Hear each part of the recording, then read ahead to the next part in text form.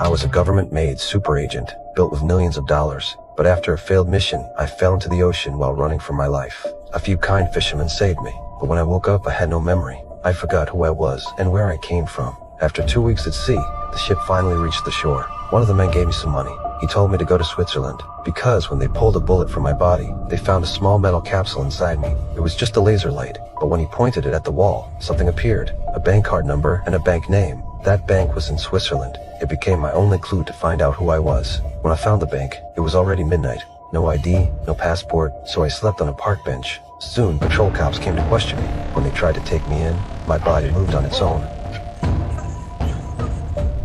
In seconds, I disarmed them both. They were on the ground. I looked down, and the gun was in my hand. Shocked, I quickly broke it apart, threw away my coat, and ran.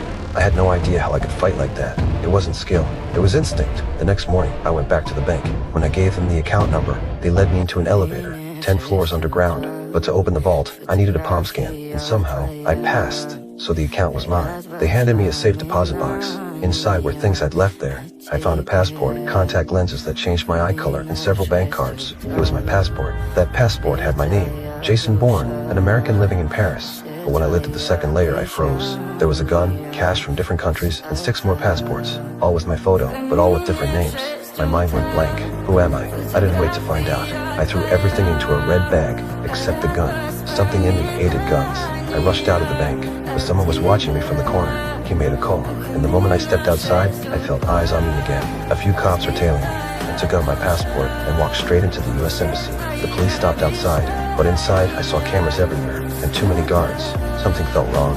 I turned to leave, but someone called out to me. I raised my hands, pretending to cooperate, but when he got close with the cuffs, I moved.